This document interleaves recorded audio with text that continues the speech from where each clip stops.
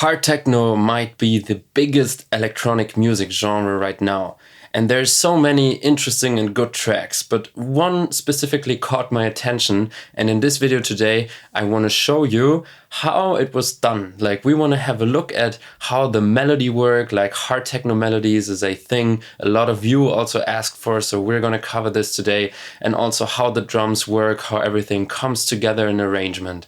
I'm talking about a track of Kobosil's label, our label group, and the track was made by Franck, and it's called Hear the Sound. Let's go.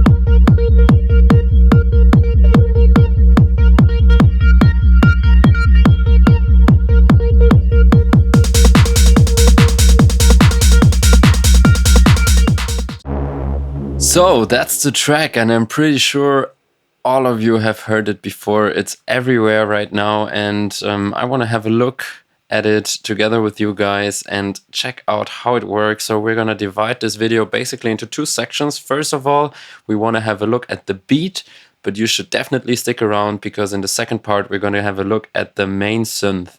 And what I can tell you already is it was very hard to build it exactly the way it sounds in his track, but I think we're kind of pretty close, and you can already learn a lot from it. But let's start on the drums. First of all, this is it. Very simple, very easy. Actually, we have two kick drum samples for both kick and bass line, so that's a very interesting technique already. The first kick drum is coming from the Julian Müller artist pack, available in our shop, and I haven't done anything. I just lifted up just a little bit here around the knocky area, right? Like 600, just to give it a little bit more of that, and just some limiting behind to like put everything together in the kick drum. And the bass is a little more interesting. So this is a kick drum of re-axis pack, right? So we only use like the body of the kick drum. So we put the starting point to the body, not at the transient, and then basically it's just filtered down, and it's actually filtered down twice. So I turn off the auto filter and also the sidechain here, okay, right? You can see that's 8 notes. Sounds like this,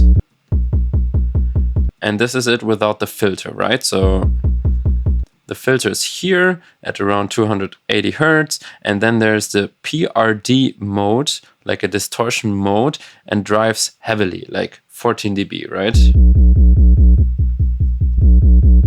Gives it this overdriven feeling, also adds a lot of harmonics and like makes the bass much bigger. And then, because this is a little bit too much in the higher frequencies, like in the mid frequencies you could say, I've cut it once again to make it feel a little deeper, right? And then we have like just a side chaining, and Ableton's sidechain is very, very good in making those clicks. So technically what we should do here is add another like filter, and there we have the kick and bass. So hi-hats, also pretty simple. In general, what we have to understand when looking at this track, it revolves around the melody, and this is like the main thing about it. There's also the vocal, which I couldn't recreate, sadly. So I just left it away, right? But yeah, if you look at the percussions and the hi-hats and how everything is like arranged, you can see that basically this is like an 8-bar variation. Like every 8 bar, there's just something adding to it and like taking the melody onto a new energy level. So first of all, we only have kick and bass. Then we get this very, very nice 909 offbeat hi-hat. So one thing that is important about this one, so first of all, this is from our new Peak Time Volume 2 sample pack. So I talked about this in the last video already. You should check this out. And the overdrive here is really important though, because usually it would sound like this. So you can hear basically what's happening is we somehow take away a little bit of the like crispiness in the very, very high end. And therefore we get some like higher mid frequencies around 3,000-4,000. And this makes it feel a little more like mid oriented, right? So it feels much stronger like this. And also leaves space for other hi-hats coming in later, right? So we have this one here. So this is essentially 2 layers. You can see one is a simple 909 closed hi-hat and the other one is a rim, and this has just this accent, right? So everything is like played on a low velocity except for those 2 notes, which creates this rhythm.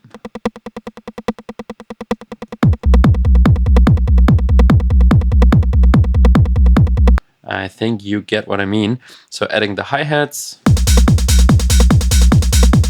So keep in mind that what's happening here is from this part into this part, we get a lot of energy through those 16th notes tracks, right? So what's happening when you have a 16th note pattern, then your track will feel faster because essentially the sections get divided into smaller parts. Like 16th notes are a very small part of like a bar, for example. And while here we had the beat divided in 8 notes, right? We have kick, hi-hat, so that's an 8. And now we have like 16 hits per bar. So it will feel much faster. And in contrast to that, later on we get this clap that has some processing on it, right? It's just a simple 909. But we have some saturation to make it like bigger, like get the tail more up. And then we have an overdrive. Same thing as on the 909 offbeat actually. Some EQing to get rid of all the frequencies we don't want that happen to add when we use the distortion units, and some reverb in the end. And what a clap does is essentially making the track a little slower somehow. So basically you can see now it divides the track into half a bar, because every half a bar the clap hits, right? So this idea of dividing the beat is very, very interesting, and we come from here to here to here. And all those variations make it very interesting over time, and even though nothing's really changing in the melody, it still's interesting, and that's the whole magic about this track and the whole magic about this beat. So now that we talked about the beat, let's tackle the lead sound, and this is very, very interesting.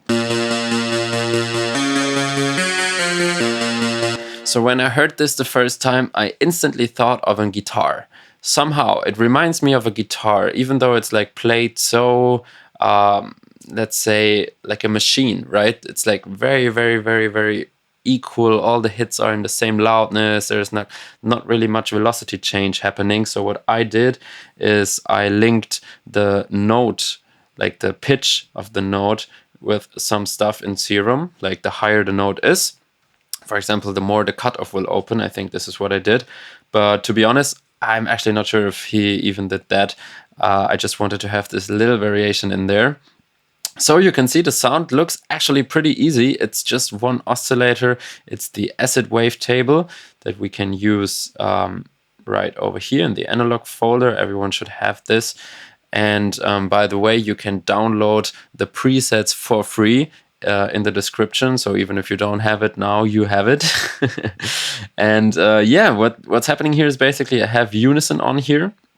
That's important, but I brought down the width like under 50%. So we want this poly voice feeling, right? But in the same time, we don't want it to be too wide. So this is why we use unison, but put down the width. Let's check it out without unison so you know why we need it.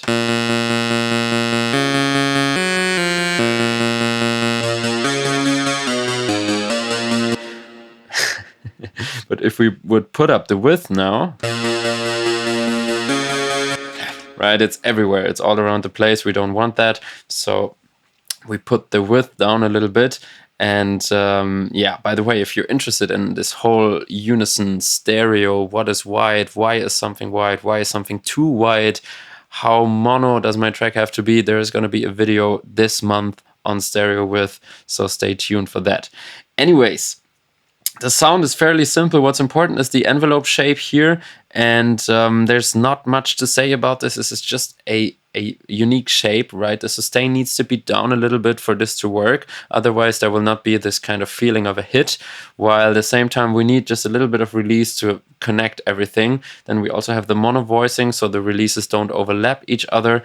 And yeah, the sound design essentially only comes from the wavetable position and the band warp here. Let's put them both down.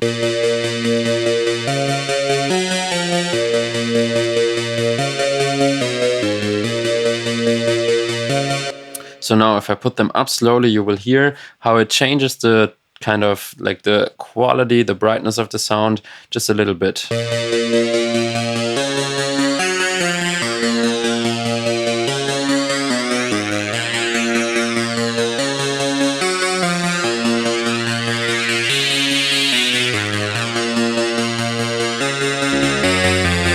So we've been around here, I would say.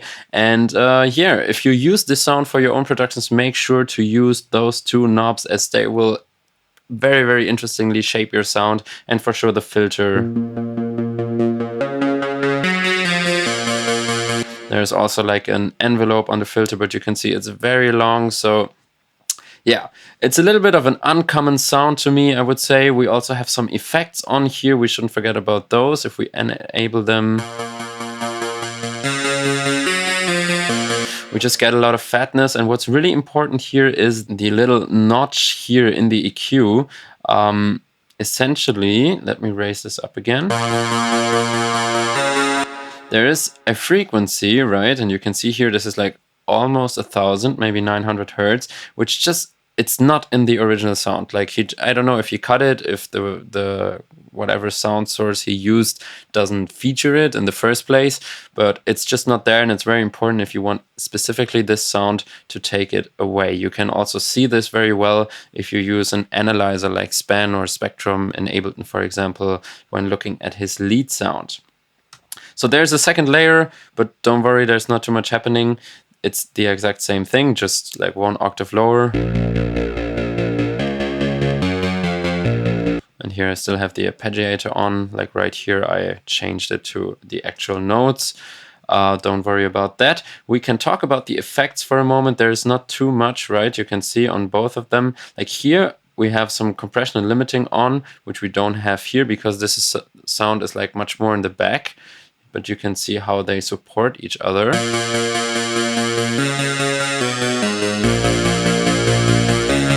Right, like just a fat layer underneath, and makes a very, very strong feeling.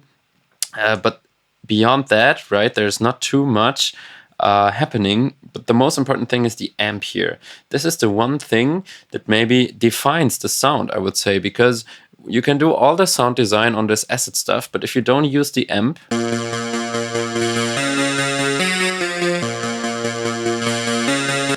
it somehow doesn't really become this kind of guitar kind of thing, right? So if you use it, if you use the preset, you won't have the amp. So make sure you can use the amp in Ableton, but also for sure experiment, right? I mean, you don't have to sound like this. You can also put the amp down, maybe use a different like emulation here.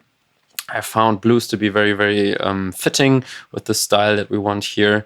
And that's essentially it on the sound design. Now let's just have a brief look at the MIDIs real quick. So the track is in A# minor, right, we do have the lowered second, right? So we have this +1, which is not in the typical minor scale, right? So this is actually here, and we lower it to the +1, so it will have a very, very tense and dramatic and also kind of evil feeling, right? And then we have the third note, the sixth, the fifth, back to the 1, the third, the +1, and then to the like 7th note, but 1 octave lower, right? So this combination, the root +1 -2. I talked about this a lot already. We have some more videos on hard techno here on the channel, and there's one specifically where I talk a lot about this combination of notes because it's used in so many tracks.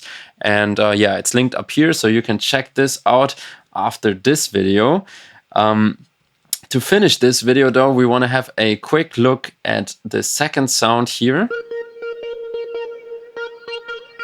Because when I started rebuilding the track, I was actually thinking I'm only going to do the drums and the lead sound because this is what like the people will want to see. But then when I listened to this once again in the original track, I was like, oh, this is so interesting. I want to like try to do this, because what I can tell you is it's such a like moving and modular sounding sound that it's, at least I would say, it's like not that simple to rebuild it completely, but I rather just try to get the vibe out of it, right? So we have kind of the same rhythm, I would say. And also the echo is very important here. And then this is just a very, very moving sound. It's very alive. Like, we should try this. We should put off all the effects here, because this is going to be very, very funny. We can even like bypass the LFO on the filter here. Then we have the erosion, the phaser. We can leave the EQ, that's okay. And the add some random is also fine. Okay, so let's check this out, right?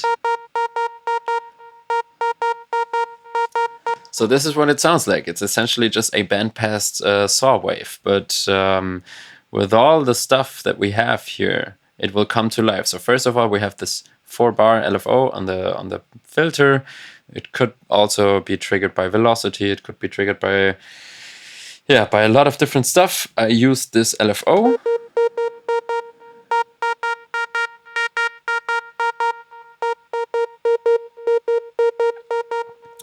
And this already like changes the timbre of the sound just a little bit. So next up we have a little delay and reverb.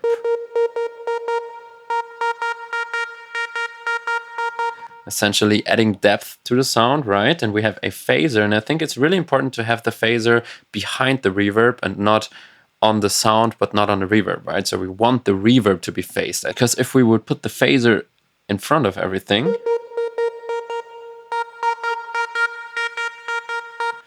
there's just a slight difference. But if you listen closely, I'm going to play the other version once again in a moment. If you listen closely, you will hear that the reverb tail, if the phaser is behind the reverb, also gets the phasing, right? But if you put the phaser in front of it, only the real sound gets phased, and this phased version of a sound triggers a reverb, which is not the same, right? So keep your effect order in mind. You can much better hear the movement of the phaser now, because in between all those notes, there's the reverb tail, which like kind of is like a floor for the phaser to work with. So this was very, very theoretical and also a little poetic. But now let's add the distortion here and like let's drive it against the wall. It's actually not that strong, right? It's just a little bit of distortion to bring it more up front. And then we have this hiss erosion effect, adding some white texture. But then I also at the same time added a cabinet, which takes away a little bit of this crispiness again. But compare it if I put both of them away. Like obviously this is not even close to each other because of the cabinet, and even though it's like closer and a little bit put together now, we still want it like not to be that much up front. The kick and bass should always be the first thing that comes, like the closest thing to the listener. And then lastly we have this flanger, because why not? There's there's not enough modulation on, so let's add a little bit of more.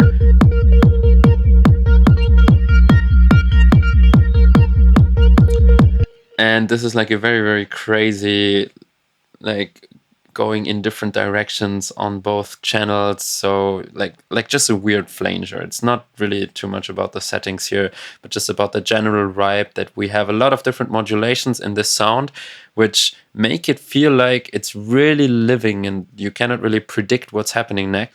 So sounds like this, they will actually help us to understand sound designing. I can really, really suggest you to just do something like this. You don't even have to put it in a track. Just like open your laptop, do this for like, I don't know, half an hour, maybe an hour.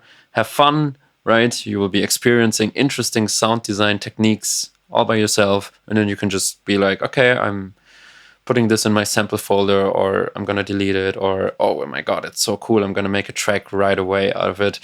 Yeah, you should definitely do this. So lastly, let's have a listen to the second drop where everything comes together.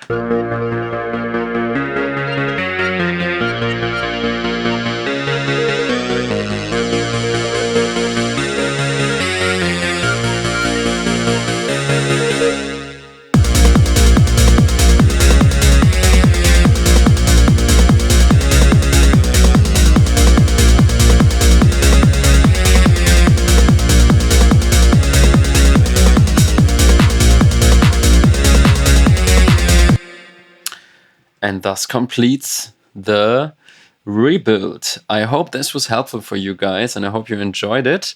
If you want to see more hard techno content on this channel, please leave us a comment, because actually we've been featuring some hard techno, but not that much in comparison to maybe like deep melodic techno, right? But we are very happy to do this if this is your thing. So let us know what you want to see next and we're going to do it. Until then, have a good time and keep making music.